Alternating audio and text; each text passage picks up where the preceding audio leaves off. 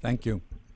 I think the argument that is most commonly made for the Common Core is an economic one. Students need to acquire the knowledge and the skills that will help them and in that process help the United States compete in a global knowledge economy. But I want to suggest that the more important reason, and the one much less referred to, is a political one. And that there is a very important political dimension to the Common Core. Education is a public good. It is the primary means we have as a democratic society to fulfill certain vital common purposes. And while schooling does provide individuals with marketable skills, its benefits, in fact, are much more social in character. Think of the socialization and enculturation of young people. We think of education into not only the skills of citizenship, historical understanding, analytical thought, critical thinking, but also the dispositions of citizenship, the preparedness to engage in civic life. We think about developing the capacity for self-reflection and self-direction in young people so that we have a citizenry that can develop lives of meaning and purpose. I would argue that the Common Core, understood here as the ELA and math standards, addresses these purposes of education very well. And that particularly in an age when our education has unfortunately been reduced in many places to test prep and has been debased, the Common Core is particularly important in refocusing us on what is important in education. And what is important in education is also what is important for developing democratic citizenship. So the comprehension and the use of complex texts, which Mira and Ross have already discussed. The capacity to analyze a problem or a text in an analytical manner. Statistical literacy, and really most important here, purposeful oral and written communication and discourse.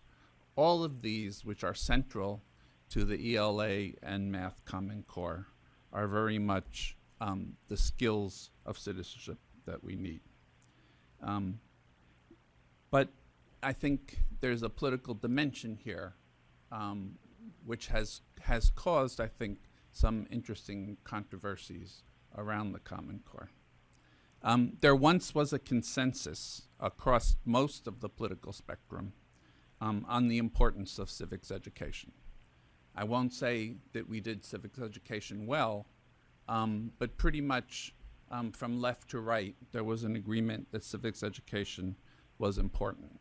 Not quite a golden age, but one that is beginning to look a whole lot better when we see what is happening in terms of a battle for the heart and soul of American conservatism and the development of a far-right libertarian strain, which I'm going to suggest to you is fundamentally at odds with the civic education project.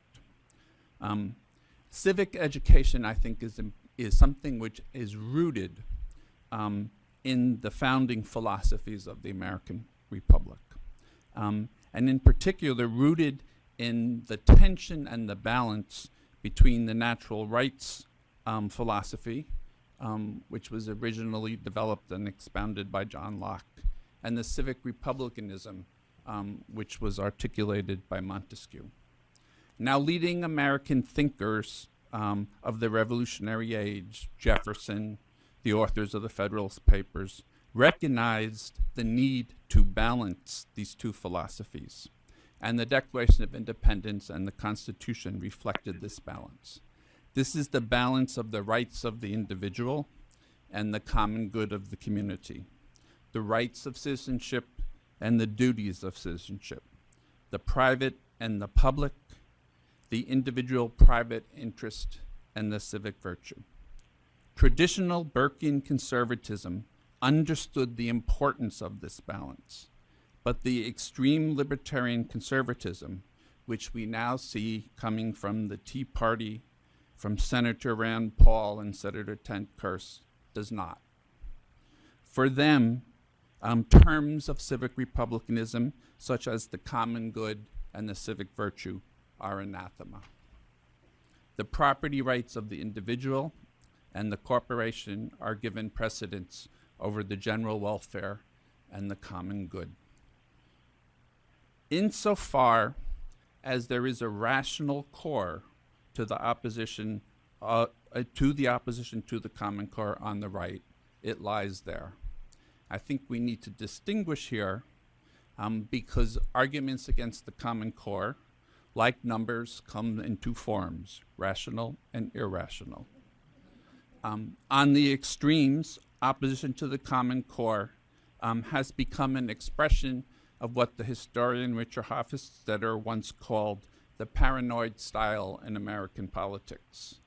And the common core functions as a Rorschach test against which people play out their particular political paranoia. So political claims that the common core will impose Sharia law or a communist regime are more properly the subject of psychoanalysis than political discourse.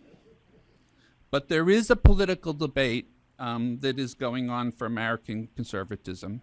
It's a debate over whether it will remain true to the vision of the Founding Fathers with that balance. And it is something that I think has important impact on what will happen with American civic education.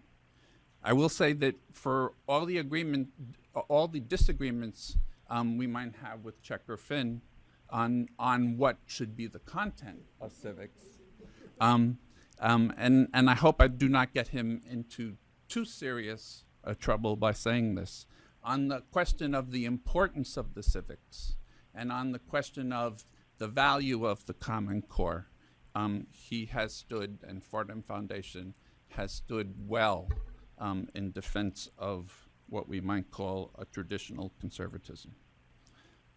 A word must be said about the question of the C3 standards and how they relate to the original Common Core. Now, the National Governors Association and the Council of Chief State School Officers decided that they would enter into the process of producing standards which would be carried across the nation. And this is not a process for the faint-hearted. It requires a certain amount of political courage. And unfortunately, there have been times when this political courage has been lacking. Out of a fear of the second coming of Lynn Cheney, for those of you who remember the first standards movement and the furor over the history standards, the NGA and the CCSO left civics to the very last of the standards, rolled them into the 3C standards together with college and career preparation, and did not fully incorporate them into the main body of the Common Core, which is now being rolled out in schools across the country. This sends the wrong message about the importance of civics, and it sends the wrong message about the value of fighting for civics. Now, civics and social studies are necessarily politically contentious subjects. In them, we put our vision of what it means to be an American. And so there will be political contest in developing them.